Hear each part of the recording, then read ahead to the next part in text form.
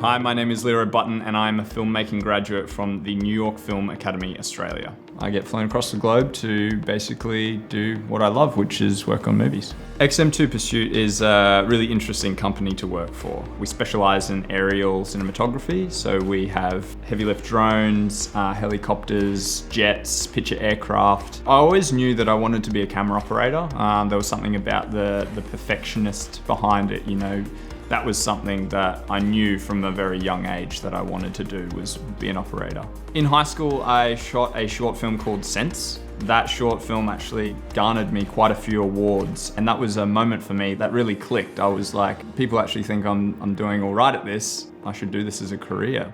I looked at a bunch of other academies and a bunch of other schools and universities that offered filmmaking, but none of them really stood out like the New York Film Academy. The New York Film Academy is really hands-on, and that's something that really interested me. I wanted to get behind the camera. That was really, really exciting for me, you know, to be able to actually play with a cinema camera while you're studying, you know, in the first couple of weeks was incredible for me. My opportunity at Panavision came about because of the New York Film Academy's masterclass program that they had. It was lunchtime, and it was, the one day that I brought my lunch. While everyone else went out to lunch and get food, I got to stay back and mingle with Pat and Brian, and I basically asked them everything that I wanted to ask them. You know, how do I get into the film industry? What do I need to do as a young gun, eager to get in and work on movies? What do I need to do?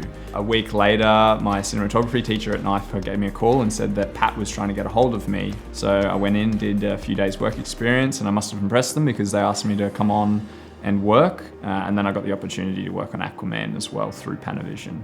Bring your lunch. If I have any advice, bring your lunch. From Panavision and working on sets, I jumped from big film to commercials to other big films, and then XM2 came along and they were looking for someone to manage their Gold Coast office. Where I am now. The most memorable film I've worked on would have to be the next Mission Impossible film. You know, working with Tom Cruise was just incredible, and we were shooting in Norway, which is the most beautiful place I've ever been. I'd probably say that's the most memorable one for now.